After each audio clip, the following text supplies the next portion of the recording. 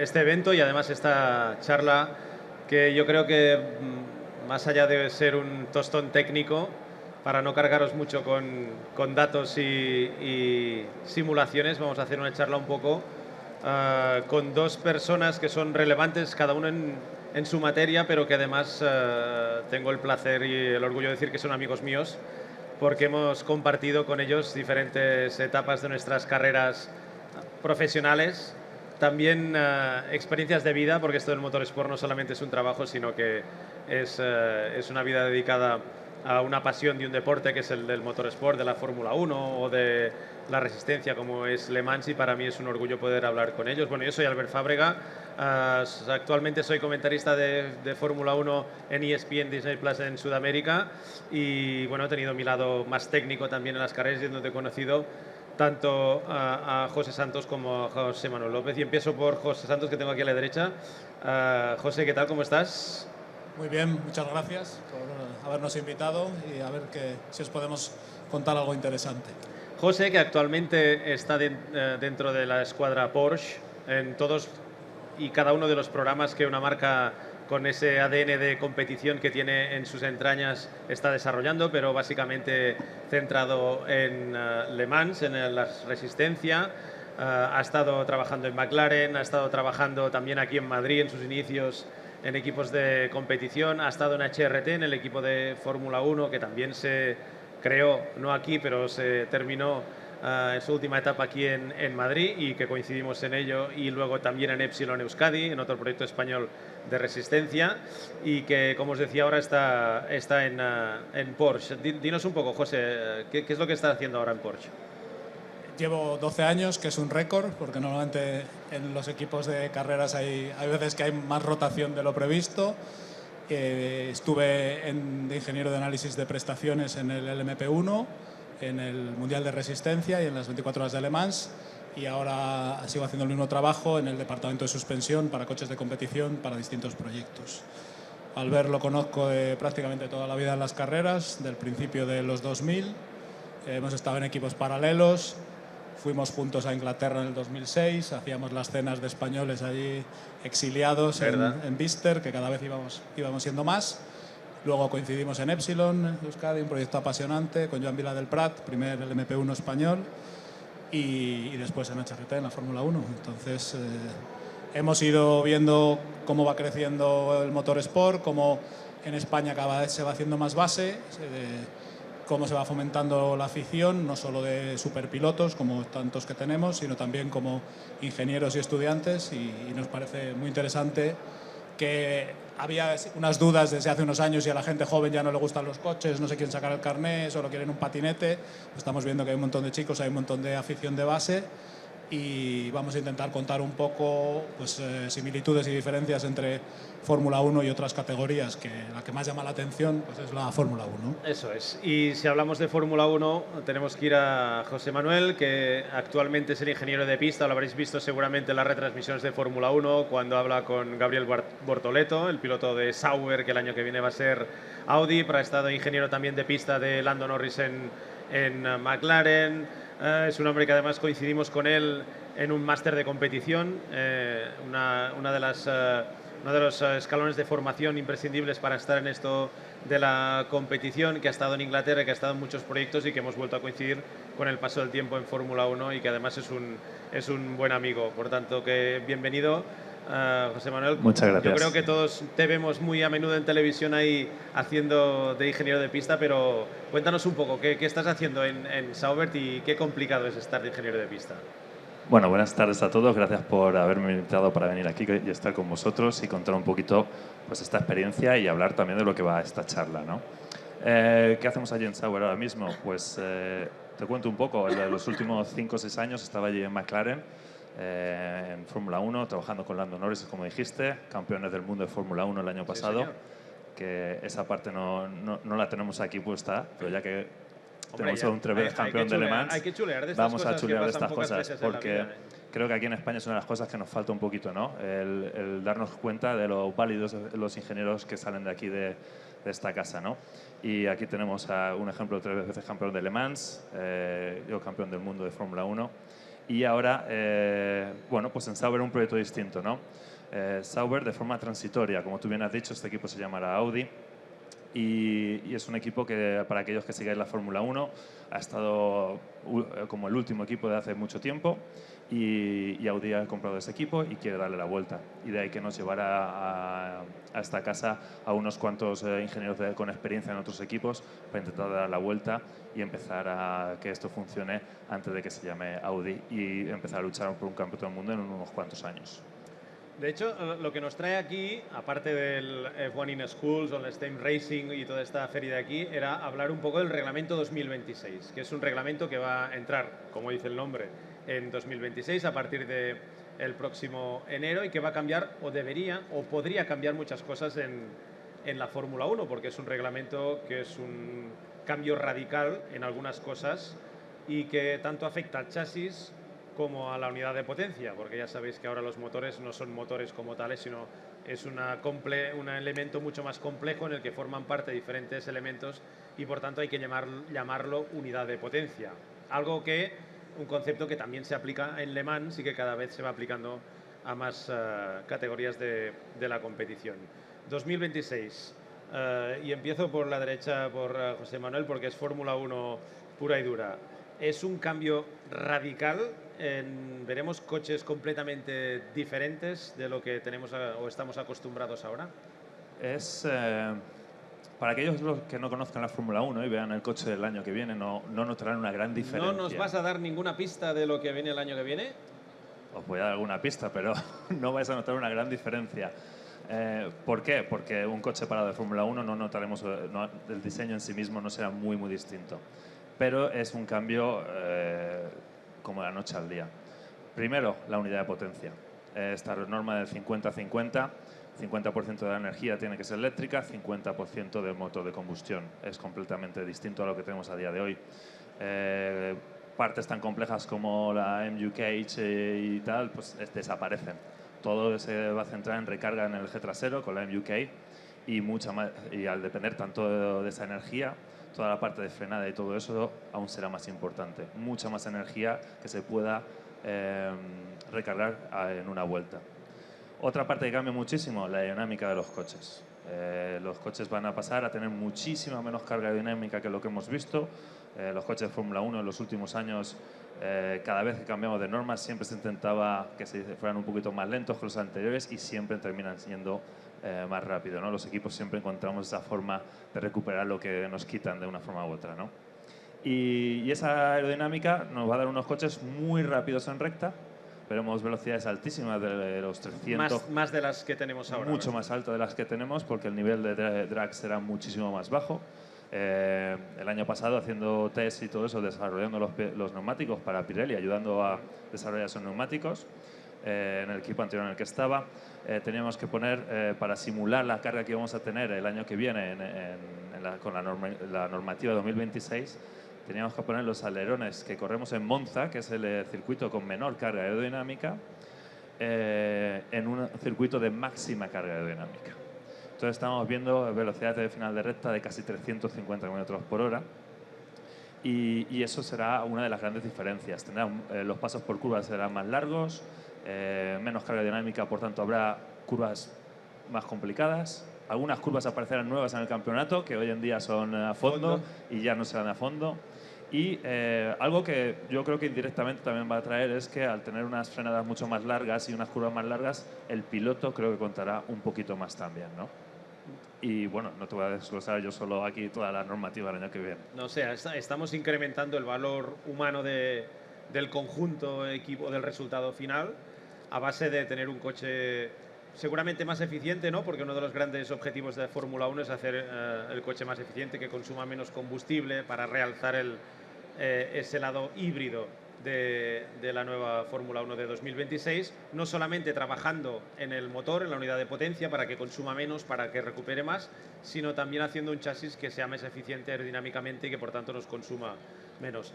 José, tú que has vivido la transición de la combustión pura y que en Le Mans sobre todo habéis sido pioneros en el tema de los híbridos, también en el eje delantero para recuperar, ¿cómo ves esa transición que está haciendo la Fórmula 1 y el motorsport en general? Voy a hacer ahora de poli malo. la Fórmula 1 ha sido muy aburrida durante muchos años. ¡Hala! Venga, titular José Santos. Que levante la cabeza quien no se haya echado una siestecilla viendo la Fórmula 1. Y yo la llevo viendo desde que era en blanco y negro. Bueno, la tele de mis padres era en blanco y negro. Entonces, quiero hacer aquí un pequeño paréntesis. Primero, a José Manuel también lo conozco de hace un montón de años. Nos ha adelantado por la derecha. Es mucho más joven, una carrera meteórica. Nos hemos visto en muchos circuitos. Y es un placer estar aquí con gente que conozco de hace tiempo. Os recomiendo un libro que se llama Formula One Technology, de Peter Wright, que hace un análisis de cómo los equipos van evolucionando y cómo el regulador va intentando limitar, porque si no sería inconducible, serían pasos por curva que los pilotos se marearían, como necesitarían trajes de caza de combate y demás. Entonces es un poco un ejemplo de cómo es la vida. El regulador es un grupo de tíos muy listos, pero después hay otro montón de gente, mucho más listos, que trabaja más que el regulador y van encontrando eso. Cuando el regulador quería limitar las prestaciones, los equipos conseguían mejorar más de las limitaciones. En Le Mans ha pasado lo mismo cuando salieron los diésel. Todos los que las limitaciones extras, al principio cuando salieron los diésel, tuvieron que dejarles cierto margen porque nadie va a invertir en una tecnología nueva sin tener margen de mejora, porque es un esfuerzo extra, y cada vez se iban dando cuenta que los Audi y los Peugeot del momento iban siendo más rápidos, ponían restricciones cada invierno y los equipos mejoraban. Entonces, yo tengo mucha curiosidad en ver qué va a pasar estos años. Durante muchos años, los que sigáis un poco la Fórmula 1 u otras categorías, habréis visto que hay grupos de trabajo de adelantamiento para fomentar los adelantamientos. Se han hecho cosas muy artificiales como obligar a utilizar dos tipos de neumático muy diferentes para forzar estrategias diferentes. Entonces, yo tengo mucha expectación en qué va a pasar. Ahora sí, últimamente, con el efecto suelo y el DRS, sí se ha conseguido facilitar un poco los adelantamientos, sin que sea de una manera muy artificial. También tenemos que darnos cuenta que para ser muy rápido hay que pasar muy rápido por las curvas también, y cuando sigues a otro coche muy rápido por las curvas, pues no te pierdes carga aerodinámica en el eje delantero. Entonces, un sitio como Barcelona, la entrada recta, que era muy rápida, era imposible seguir a un coche muy cerca para poder adelantarlo en la recta. ¿Qué hicieron? Hicieron la chicane esta para favorecer un poco. En Le Mans también ha habido una guerra de prestaciones. ¿Os acordáis que los que seáis un poco mayores, a principios de los 90 se llegaba a 400 kilómetros por hora en la recta? Con los Peugeot 905 y en aquella época tuvieron que hacer las dos chicanes para limitar un poco las prestaciones. Marcas grandes y con gente muy inteligente y muy trabajadora como Mercedes hicieron cochazos espectaculares que volaban. 99 despegaron y se tuvieron que retirar. Es decir, cuando se trabaja tan al límite es apasionante porque cada uno va buscando todos los agujeros que encuentra. Entonces, estas ideas de, si os dais cuenta, 360 kilómetros por hora son 6 kilómetros por minuto. Entonces, ¿por qué es también tan difícil adelantar en Fórmula 1? Porque con tanta carga aerodinámica, con neumáticos tan buenos, con frenos tan buenos, las distancias de frenada son tan cortas que es prácticamente imposible frenar 5 o 6 metros más tarde que el rival para poder pasar delante de él. Entonces, yo viendo cómo ha habido durante muchos años cambios de reglamento que siempre dan una oportunidad a empezar con un concepto de cero, que siempre dan una oportunidad a que los equipos tengan nuevas esperanzas de decir a ver si esta vez acertamos. Luego hay unos que aciertan casi siempre, como Adrian Newey, otros que lo intentan. Entonces va a ser muy, muy emocionante, y sobre todo lo que me gustaría transmitir es que hay muchísima gente trabajando detrás. Entonces,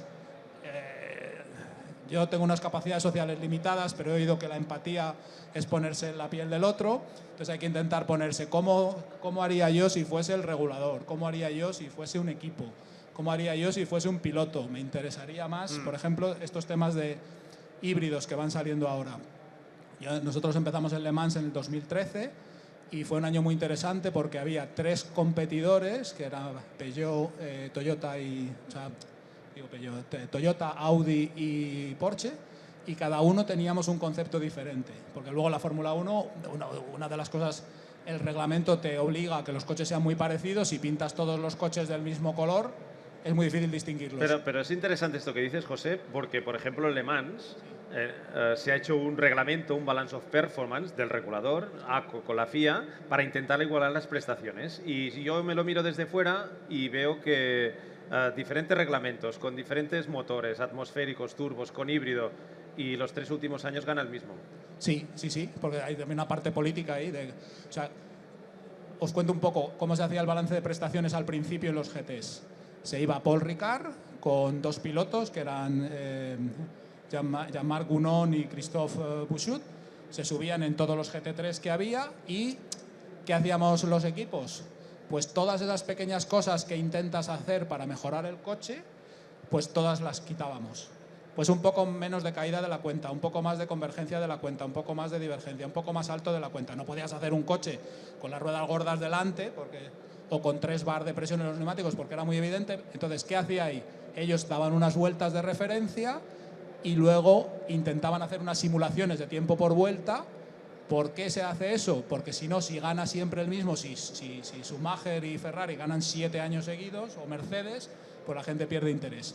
En el caso de los GTs, que es un caso un poco aparte, pero viene a colación, si hay un coche como el Maserati MC12 que se hace pensado en las carreras, pues tiene ventajas frente al resto, pues nadie, o un Audi R8 con motor central y demás, si alguien quiere entrar con un Corvette, que es con un motor muy grande, un chasis malillo y demás, pues no va a entrar para perder. A nadie le gusta entrar para rellenar parrilla. Entonces, empiezan a desarrollar estos sistemas de control. ¿Y qué tienen que ir haciendo? Tienen que ir haciendo muchas correcciones porque van corrigiendo por el tiempo por vuelta que hace. Al final lo que cuenta es el tiempo por vuelta. Entonces, tú puedes tener un equipo de simulación que se supone una gráfica de potencia, se supone un peso del coche, una altura de centro de gravedad, pero si luego el coche domina en la carrera, pues, o un fabricante domina, se analizan los tiempos más rápidos, los 20 tiempos más rápidos de vuelta de cada participante. Y de ahí se ponían limitaciones de peso mínimo, que es una de las cosas más fáciles de cambiar, o de diámetro de la brida de admisión. Eso se ha ido desarrollando. Yo he sido un poco testigo de cómo un sistema muy básico ahora se mete en los coches en túnel de viento oficial. En el caso del WEC es en el túnel de Sauber y después en el caso de IMSA es en Windseer. La FIA tiene motores que meten en el banco de cada fabricante y ahora ya lo último, que es como técnicamente muy interesante, se mide el par motor en las transmisiones en tiempo real. Entonces, aún así, claro, son pequeñas diferencias, hablamos de 0,1%. Si consigues ocultar el 0,1, 0,2% y lo manejas políticamente bien, que no enseñas demasiado cuando no toca, y en eso pues yo creo que los de Ferrari son unos fenómenos, aunque nos pese, que nos han ganado, pues eso es, en ese nivel estamos. No estamos en que uno sea 5 segundos más rápido. Es como cuando tienes un campeonato no sé si estáis familiarizados, si haces una copa monomarca, todos los coches iguales, hay veces que en un segundo hay 20 coches. Entonces, un ejemplo rápido y ya me callo y os dejo tranquilos. Si vamos a suponer que en un circuito hay, para que veáis el nivel de detalle, en un circuito hay 10 curvas y sabes que estando a un segundo estás el 20. Por cada curva, si pierdes una décima de segundo por curva, que no es nada, pasas de estar el primero a estar el 20. Y una décima de segundo por curva son 3 centésimas en la entrada, 3 centésimas en mitad de curva y 3 centésimas o 3,3 a la salida, ¿no? Ese es el nivel al que se va. Y después de 24 horas corriendo, acaban a 15 segundos. Esa es una parte muy interesante. Además, esto ya sí que es lo último. En el caso de los híbridos de Le Mans, lo interesante fue que estaba Audi con un motor diésel y un sistema de volante de inercia que no era bueno. Toyota con un motor atmosférico y supercondensadores y recuperación en el eje delantero y el eje trasero. Y Porsche con un motor V4 turbo que al principio pues, tuvo sus problemas de vibraciones y demás, como si miráis en Wikipedia motor V4, pues ya en los años 70 ya se sabía que había problemas de vibraciones, y con un sistema de recuperación, una batería, que al final parece que fue el mejor sistema y nos permitió hacer 14 poles seguidas. Pero luego no ganamos todas las carreras. Entonces, pero hemos llegado a un punto en que al final las prestaciones están muy igualadas, ¿no? Y que era una de las cosas que buscaba un poco el reglamento en ese balance of performance, igualar las prestaciones de motorizaciones y conceptos tan diferentes a la hora de de montar un GT en pista. Yo voy a ser un poco escéptico, o soy un poco escéptico de lo que va a pasar el año que viene a partir de ese reglamento 2026 por cosas como esta, pero además la experiencia de los últimos años, de los últimos cambios de reglamento, y me centro en Fórmula 1, José Manuel, es que cuando ha habido un cambio reglamentario, las distancias, vamos a decir, entre los equipos top y los equipos de media tabla, normalmente se incrementan. Cuando hay congelamiento de reglamento, llegamos a una convergencia, que yo creo que es la que estamos ahora, que tú decías que había 20 coches en un segundo, es lo que está pasando ahora en la Fórmula 1, en clasificación, pero ahora vamos a un cambio reglamentario que lo que seguramente va a provocar es una divergencia. Lo que no está tan claro, José Manuel, y ahí viene mi pregunta, es quién va a salir ganador de todo esto. Sí, eso va a ser una de las cosas que, bueno, pues vamos a perder un poquito de cara al año que viene, que creo que hemos vivido unos campeonatos del mundo de los últimos 2-3 años, incluido este, muy interesantes. Posiblemente una de las fórmulas más cerradas o más abiertas, mejor dicho, sí, de todos los años. Y todo el mundo se pregunta, ¿y esto por qué? ¿Por qué no lo dejamos que siga así, ¿no? y esta competición sea más entretenida? Bueno, al final esto es como todo, ¿no? Como decía José, los reguladores, la Fórmula 1, como en otros sitios, ponen unas normas. Hay que traer también a unas marcas que interesa que estén en Fórmula 1 y que ellas estén interesadas de estar. No nos olvidemos que el año que viene va a ser uno de esos años en los que vamos a tener muchísimos constructores en la parrilla. 6 marcas. Vamos a tener a Ford, vamos a tener a Audi, va a estar Ferrari, va a estar el motor de Mercedes, vamos a tener Honda. Y bueno, pues, y viene General Motors. Y viene General Motors, que no viene el año que viene como motorista. Y quizás Toyota en el 28. Pero vendrá en el 28. Y Toyota en esas discusiones, ¿no? Entonces esa es la parte que te lleva a hacer ciertos cambios, ¿no? Y hacerlo relevante a la tecnología que se trabaja hoy en día.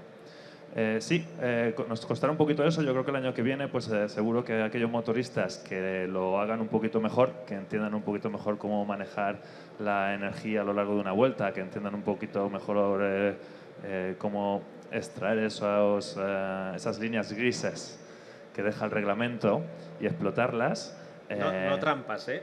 No trampas.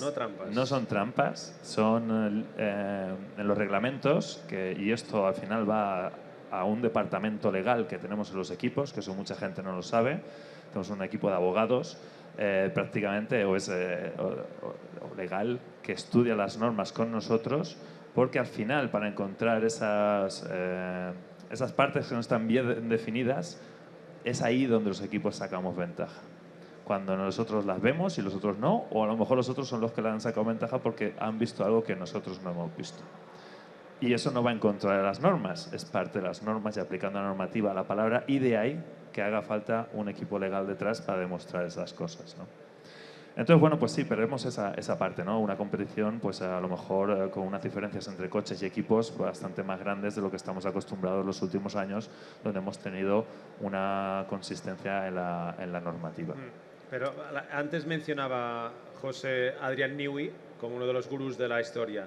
2026 va a ser un año en que va a salir ganador el que haga mejor chasis o encuentre mejor rendimiento en esa normativa o en sus zonas grises en el chasis, o va a ser el año dominado como fue 2014, por ejemplo, por las unidades de potencia, dígase Mercedes, o las dos cosas juntas.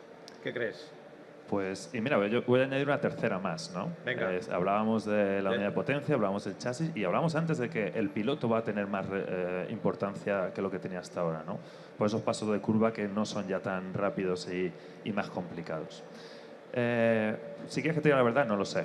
Si yo estoy más inclinado en un 70-30 que va a ser un campeonato de unidades de potencia. Yo también lo pienso. Y el 70-30 a lo mejor es un poco generoso, 80-20.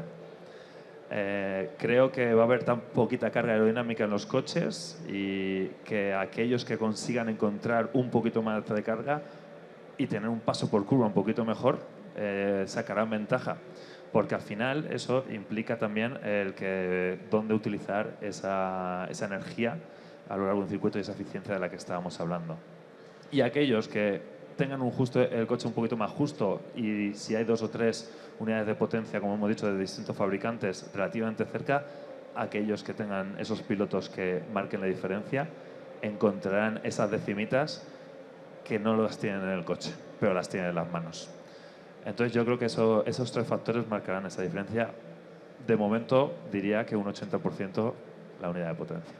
José, en Le Mans, pese al balance of performance, ¿hasta qué punto los pilotos, como decía José Manuel, son importantes en el resultado final? ¿O es más dependiente también del chasis, del motor? ¿Qué porcentaje le pones en cada uno de estos elementos? En la resistencia los pilotos a lo mejor no son tan estrellas como en la Fórmula 1, pero tienen un papel importantísimo. Hazme la vuelta rápida, no me hagas una contestación de resistencia de 24 horas ahora. Daos cuenta de una cosa, en resistencia hay muchísimo tráfico. Habéis visto que ha habido accidentes en Spa cuando Earl Bamber intenta adelantar un BMW. Es decir, la gestión esta de agresiva, pero a la vez sin chocarse durante el tráfico, esas distintas velocidades por recta y tantísimos adelantamientos, y luego pues también a veces tener que estirar los neumáticos, o sea, usarlos lo justo y tal, hace que, y luego la puesta a punto es un compromiso entre 3 pilotos, no es solo para uno. Entonces, las carreras de la Fórmula 1 es un deporte de equipo, sin duda, pero las carreras de resistencia yo creo que aún más, que cada pequeño factor cuenta, hay condiciones muy distintas, de día, de noche, también llueve, pero se para menos a lo mejor que en Fórmula 1 cuando hay lluvia o se permiten condiciones más extremas. Entonces creo que cuentan más los pilotos. Los pilotos porque son, los pilotos son 3. Es más importante que esos 3 se compenetren muy bien y hagan el tráfico muy bien, comparado con el ser una superestrella Fórmula 1 de piloto que también cuenta, pero que digamos tiene que haber un compromiso mayor que en Fórmula 1. ¿Qué le añadirías de un coche, por ejemplo, de vuestro Porsche de Le Mans, del WEC? ¿Qué le añadirías al reglamento 2026 que tengáis, por ejemplo, en un coche de Le Mans? Algo que digas, esto podría ayudar. A mí se me ocurre, por ejemplo, la recuperación en el eje delantero, que la recuperación va a ser uno de los grandes problemas en algunas carreras, no en todas, de la próxima temporada en Fórmula 1 2026 con este reglamento. A lo mejor eso sería una solución, ¿no? Como ingeniero, sin duda, porque de hecho los LMP1 del 2013 al 2015 o 2017 tenían recuperación en el eje delantero.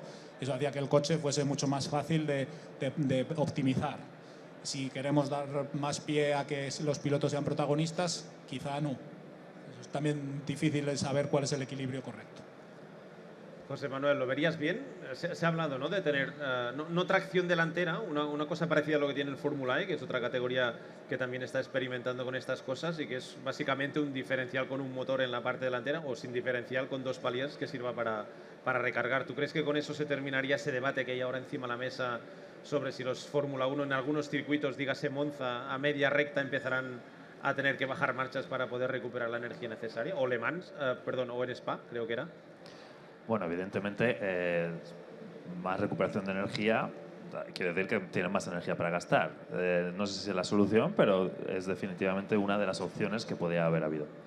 Eso es igual algo que la gente pues no sabe, ¿no?, que va a suceder el año que viene. Con los equipos estamos ya mirando que la energía, cuanto antes la sueltes en la recta, antes aceleras, antes llegas a esas velocidades punta. Y sí que es verdad que con este 50-50 que hablábamos de las unidades de potencia, 50% de energía eléctrica y 50% de combustión tradicional, nos vamos a quedar justos de energía.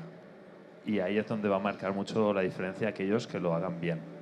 Y aquellos equipos que lo hagan bien serán aquellos que consigan tener un motor más eficiente desde un punto de vista eléctrico. ¿Qué se ha hecho en estas normativas para luchar contra esto un poco? Pues será una normativa que tenga unos sistemas aerodinámicos que se mueven, tanto en alerón delantero como en el trasero. No veremos ya el DRS, pero tenemos estos alerones que se levantarán, como se movía el DRS que tenemos hasta ahora, pero no solo atrás, sino adelante también. Eso hace que se reduzca muchísimo el drag en las rectas y puedas prolongar la vida de esa energía eléctrica y que te lleve más cerca al final de la recta.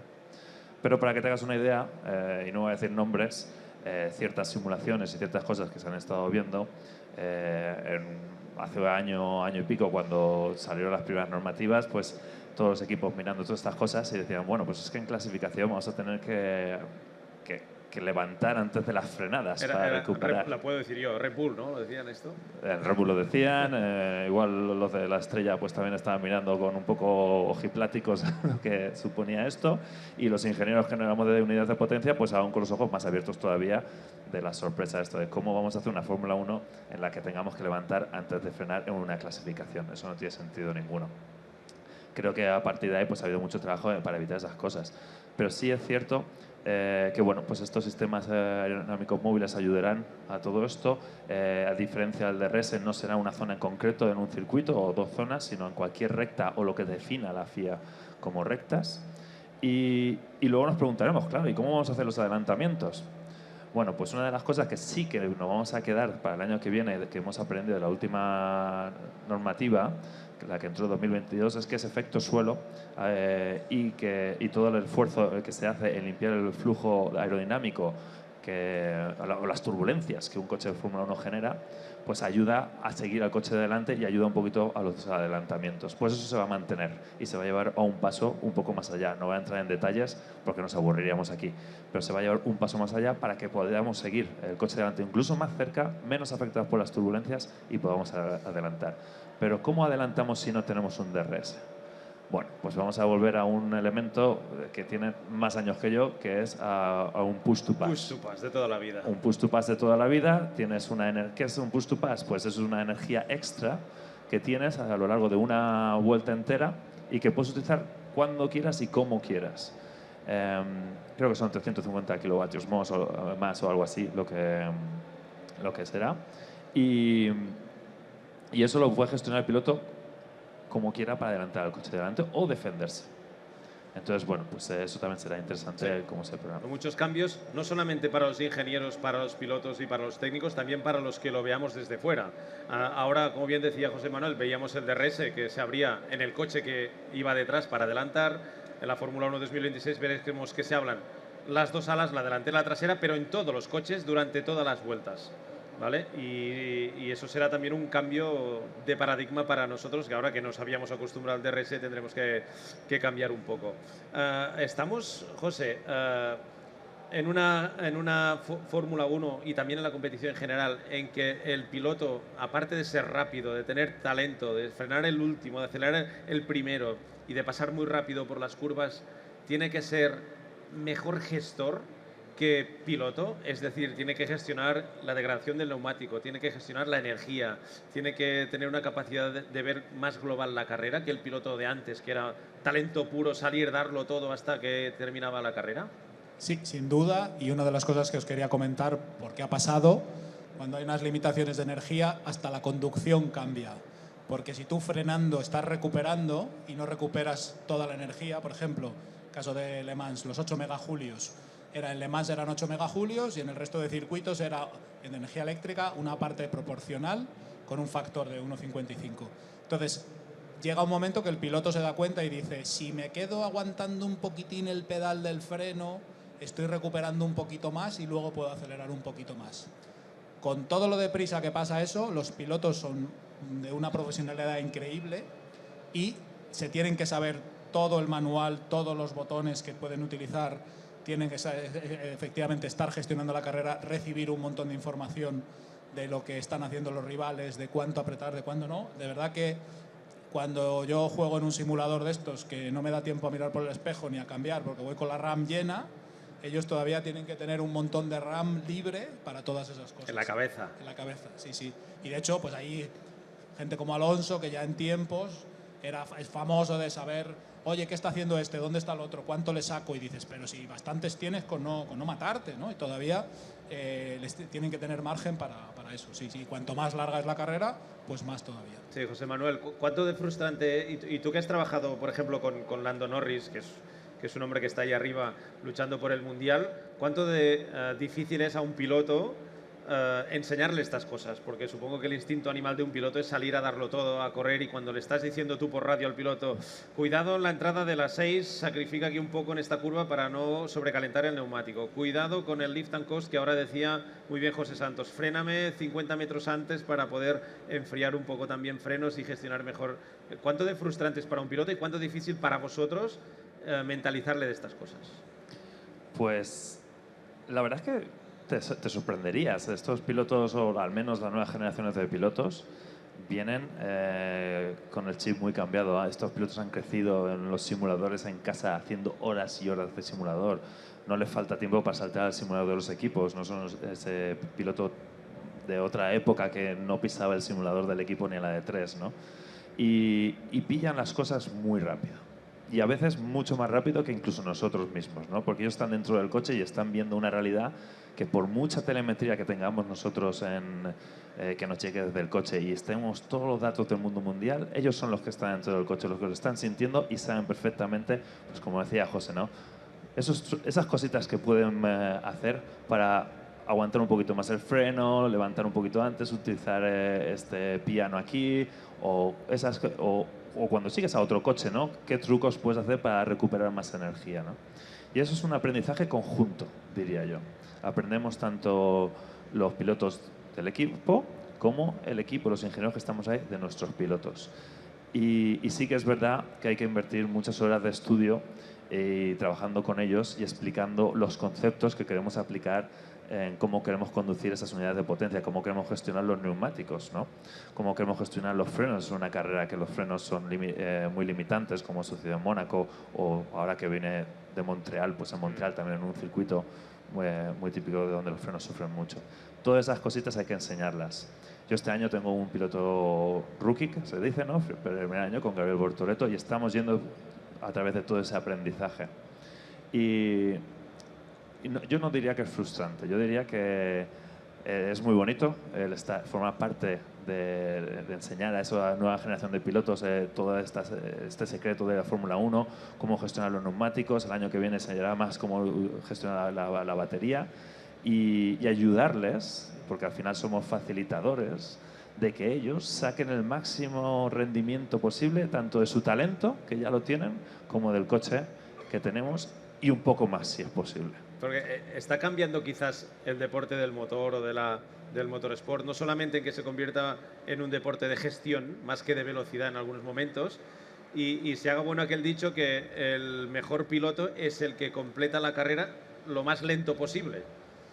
O sea, el que llega primero a meta haciéndolo lo más lento posible, ¿no? Que sería en algunas carreras lo hemos visto, en Mónaco sin ir más lejos, esa última vuelta de Lando, que fue 3 segundos más rápido que las últimas vueltas, la capacidad que tienen de gestionar el ritmo en pista. Y ahí supongo que los ingenieros tenéis mucho que decir, ¿no? También en Le Mans, que incluso en Le Mans, quizás siendo una carrera de 24 horas, es más importante la gestión, ¿no? Sí.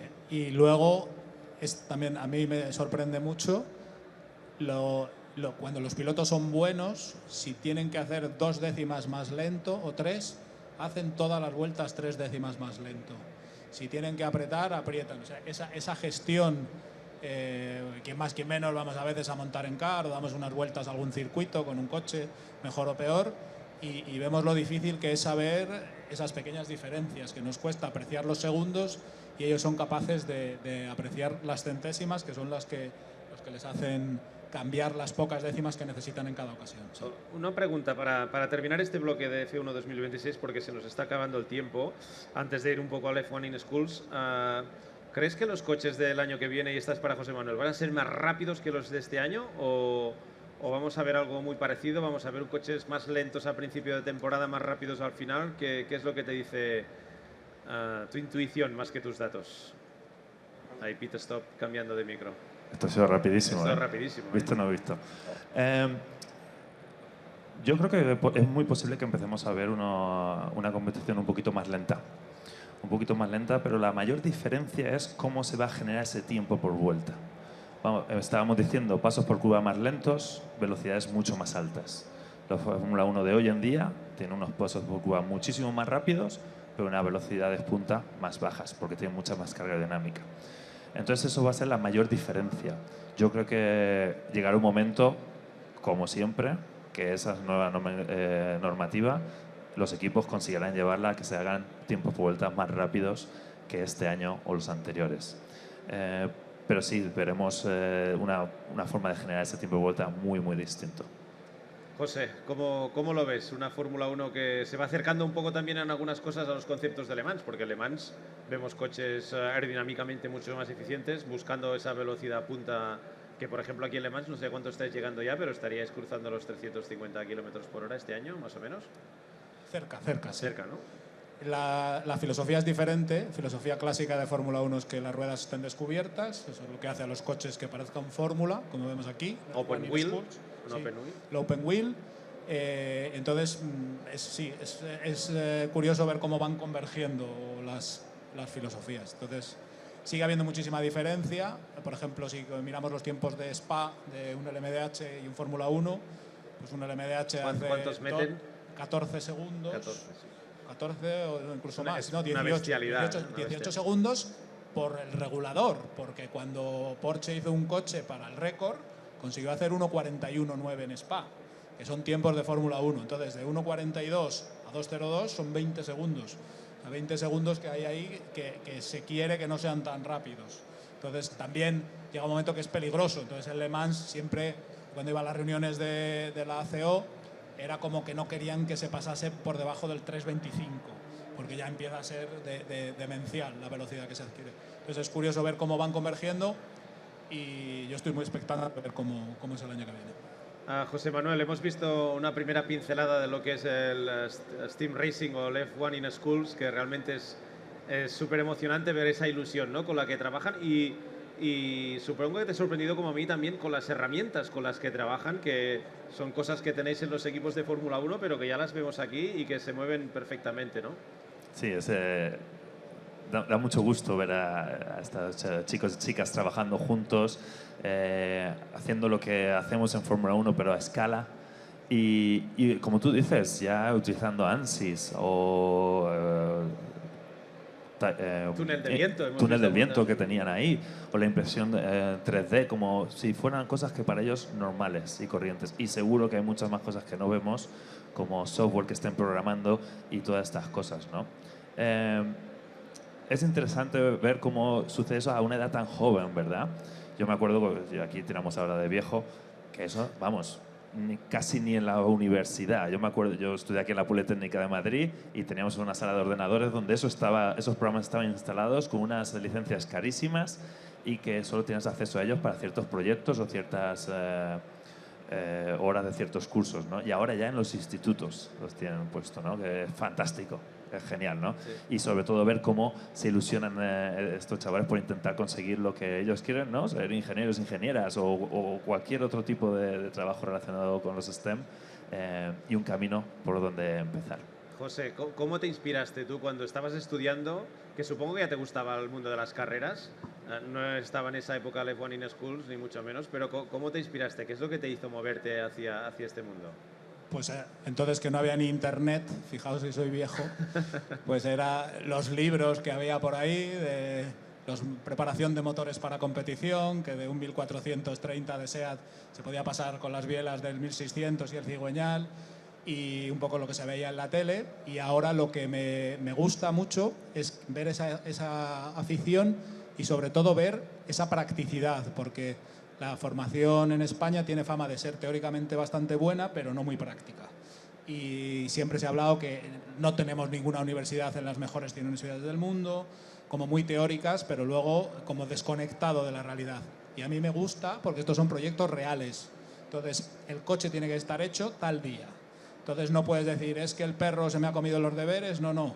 Y hay que medirlo. O sea, son cosas reales, porque son cosas muy técnicas de diseño, de dinámica de fluidos por ordenador, pero a la vez que entre el cartucho y que no se te caiga y que no se te suelten las ruedas y que el coche cumpla los reglamentos. Entonces, ver a gente haciendo ese trabajo de equipo, viendo el detalle como lo hacen, que algunos hacen el paso extra, porque además no es solo la competición, es un proyecto, tienen que presentar una memoria de proyecto. Unos vienen pues con sus banderas a apoyar a sus compañeros. Eso es muy, muy interesante y a mí me hace mucha ilusión ver a la gente con esas ganas. A mí me encanta ver, sobre todo, que tiene una visión global del proyecto y que cada equipo tiene su departamento de marketing que lucha a muerte para poder tener los mejores sponsors, para poder dar ese apoyo económico a los equipos, los técnicos, los mecanizadores, los de prensa que te están llamando, te están manteniendo en las redes. Y ese concepto global yo creo que es muy bueno para todos, para los que están fuera, pero sobre todo para los que están dentro, y que en esa época, cuando empezamos nosotros, José Manuel, que estabas tú en el máster de Epsilon Euskadi, que fue un gran máster de competición, ahí marketing, prensa no os daban nada, no os enseñaban nada de todo esto. Se hablaba poco. Tuve la suerte de vivir la Fórmula Student aquí en la Politécnica de Madrid, que fue la primera universidad gran escuela también. que la instauró, pero no teníamos nada como F1 School o STEM Racing en esa época. Y hay una cosa de la que no hablamos, que hablamos mucho de la parte técnica, el STEM o el marketing y todo esto, ¿no? Y una cosa que está por encima de todo eso. Y Fórmula 1 es mucho de eso también, que son las personas. Fórmula 1 es un deporte técnico, Le Mans es un deporte técnico, pero es sobre personas, porque son las personas que están detrás de esta tecnología. Y esto lo va a llevar a F1 Schools, es sobre esos chicos y chicas trabajando juntos, esos valores de tener la responsabilidad para contigo mismo y para con tus compañeros de trabajar y tener tu parte del proyecto terminada. Tener la responsabilidad de llegar a tu competición cuando toca. Aquí no se puede pasar que el trabajo te lo entrego mañana. Y también aprender a ver cómo otros grupos de compañeros de otros institutos lo hacen mejor que tú. Y verlos y decir, oye, pues voy a utilizar esto como motivación para revisar qué hemos hecho y a intentar hacerlo mejor. Aprender esas cosas también, ¿no? Que me parece muy importante. No solo llegar a el participar en sí, que un evento de estos genera muchos valores, pero también esas cosas. Cómo trabajar con tu equipo, cómo mejorar cada vez y siempre de una forma constructiva. Y para mí eso está por encima de todo lo demás, ¿no? Y da muchísimo gusto ver esas cosas aquí. Y también hay que agradecer a los organizadores, que se lo están currando muchísimo, y a los profesores, que seguro que a algunos le pasa como a mí cuando vean las carreras de 24 horas, que llega un momento que digo, pero ¿quién me mandaría a mí meterme en esto? Que ahora tengo una clase ahí, un rollo de aerodinámica por la tarde, y podía estar ahí yendo al gimnasio o estando ya de cañas. ¿Qué consejo les darías, José, a todos estos chavales, niños, niñas, porque son niños, niñas, porque son muy jóvenes a nuestro lado, que quieren dedicarse al motorsport y que cuando sean mayores quieran ser algún día como vosotros o incluso mejores para el futuro? ¿Qué les diríais? Que si les gusta, que vayan a por ello, pero que si les gustan los coches, hay dos opciones: o te haces ingeniero y trabajas en coches geniales de otro, o te haces economista de éxito y tienes tus propios coches geniales. José Manuel. Que sigan para adelante, y que se lo crean, que hay muchísimo talento español ahí fuera, aunque nosotros no lo creamos, y que ellos están muchísimo más preparados de lo que lo estábamos nosotros en nuestra época. Y que van a y que a lo mejor no lo saben, pero gente que está en este pabellón ahora mismo serán los ingenieros de Fórmula 1 del futuro. Igual tenemos un Adrian Newey español aquí en el futuro y está en esta competición de F1 Schools que apenas llegó el año pasado a España, ¿no? Y que luchen por ello y que lo intenten, y que no piensan que trabajar en el mundo de la competición, tanto sea en marketing como en ingeniería o lo que sea, es algo extraño. No, que no esté tan inculcado en España no quiere decir que no sea un trabajo, que es un trabajo súper válido, y que es posible, porque la gente que está saliendo aquí vale muchísimo y que ellos valen todo eso. Sí, y que yo creo que sí, y hoy os conozco bien a vosotros para decirlo también en nombre de los tres, que si mantienen esa ilusión para seguir disfrutando y hacer de este trabajo o de esta pasión tu trabajo, porque al final el motorsport es una forma de vida, no es un trabajo al uso, no es un trabajo como el resto. Si mantienen esa ilusión, llegarán donde quieran, con trabajo, con dedicación, con sacrificio, porque es un mundo muy sacrificado, te exige mucho más que cualquier otro trabajo, pero si mantienes estos valores, al final llegarán donde quieran, sea la Fórmula 1, sea Le Mans, o sea aquí aguantando el micro, aunque no me hayan dado, delante de una cámara. Pero seguro que muchos de ellos, como decíais, estarán en el futuro del motorsport y estaremos encantados de verlos allí. Bueno, muchas gracias, José Manuel, muchos éxitos en Austria. El fin de semana que viene, no el otro, tenéis otra carrera. Que sigáis siendo tan rápidos como lo estáis haciendo con Gabriel.